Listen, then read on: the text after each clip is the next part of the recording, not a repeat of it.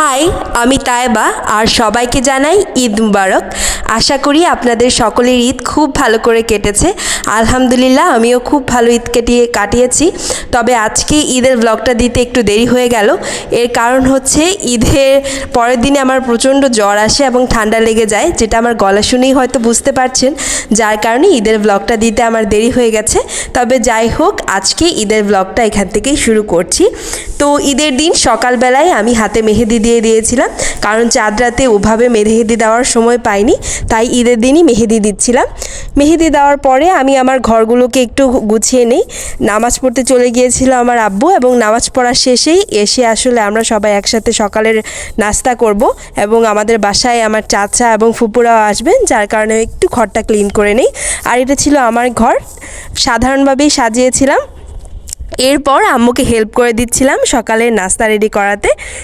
নাস্তার মধ্যে অনেক কিছুই ছিল, এর মধ্যে ছিল পায়েস, সেমাই, কাপকেক, ছিল তিরামিসু এবং পিঠা ভাজা হচ্ছিল, যেটা গাজীপুরের খুব বিখ্যাত একটা পিঠা। আমাদের কোনো ঈদ কিন্তু এই পিঠা ছাড়া ইনকমপ্লিট। এরপরে এর সাথে ছিল স্পেশাল একটা কেক, যেটা আমি নিজের হাতে বানিয়েছিলাম, যেটা আমার চাঁদ রাতের ব্লগে আপনারা দেখেছেন। আর এটা ছিল আমার ঈদের ড্রেস। আমাকে কেমন লাগছে জানাবেন। ঈদের দিন সকালে আমি এই ড্রেসটা পরেছিলাম। আব্বু নামাজ থেকে আসার আগেই আমি ড্রেস পরে নেই, আর হাতের চুড়িগুলো আমি নিজে বানিয়েছি। এরপর একটা খুব সুন্দর গিফট পেয়ে গিয়েছি। এটা হচ্ছে আমার ঈদ সালামি, যেটা আমাকে দিয়েছে আমার ভাই, এবং অনেক সুন্দর করে ঈদ সালামিটা আমাকে সাজিয়ে দিয়েছিল। আর এখানে সবগুলো ছিলই নতুন টাকা, একেবারেই নতুন। প্রথমে ছিল একটা 10 টাকার বান্ডিল, যেখানে অনেকগুলো 10 টাকা ছিল। সাথে ছিল এরকম 50 টাকার নতুন নোট, আরও অনেকগুলো 10 টাকা, আর এরকম 100 টাকাও ছিল কিছু, এবং এগুলো একেবারেই নতুন। এরপর আমি চলে যাই বারান্দায়। আমার টমেটো গাছটাকে আপনাদের একটু দেখাচ্ছিলাম। আমার বারান্দার টমেটো গাছের সবগুলো টমেটো একদম পেকে গেছে। আর এদিকে আম্মু কিন্তু দুপুরের জন্য খাবার রেডি করছিল, কারণ আমার চাচা ফুপু ওরা দুপুরে আমাদের বাসায় খাবে, যার কারণে রান্না শুরু হয়ে যায়। এখানে ছিল মাছের জন্য মাছের দো পেঁয়াজু টাইপের একটা, এর সাথে এখানে ছিল বিফ, এখানে ছিল চিকেন। এই চিকেনটা কিন্তু আমার আম্মুর হাতে স্পেশাল, এবং তার সাথে আমার মেহেদিটাও একটু দেখায় দিলাম। এরপর এখানে সালাদ কেটেছিল, এখানে ছিল আলু, তারপরে সবজি দিয়ে ছোট মাছের যে তরকারি, আর করলা ভাজি।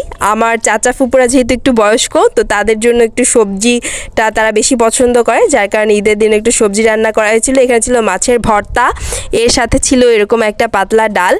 আর খাওয়া দাওয়া করতে করতেই মোটামুটি বিকেল হয়ে যায়। বিকেল হওয়ার পরেই শুরু হয় আমাদের বাসার একটা স্পেশাল জিনিস। বাসার ছোট থেকে বড় সকল সদস্য মিলে শুরু হয় গান বাজনা, আড্ডা। এগুলোই আসলে আমাদের জীবনের সুন্দর স্মৃতি। আর ঈদ কিংবা অন্যান্য অনুষ্ঠানে আসলে এভাবে একসাথে এতগুলো মানুষ জড়ো হয়, তাছাড়া তো আসলে সবাই সবার কাজে ব্যস্ত। তবে ঈদের এই সময়টা আমরা খুব সুন্দরভাবে কাটিয়েছি। পরিবারের সবাই একসাথে গান বাজনা আড্ডা, একটা অসম্ভব সুন্দর সময়। হয়তো এই মানুষগুলো একসাথে আমাদের সাথে একদিন থাকবেন না, তবে এই স্মৃতিগুলো থেকে যাবে। এই স্মৃতিগুলো আসলে আমাদের কাছে অনেক প্রিয় এবং মূল্যবান।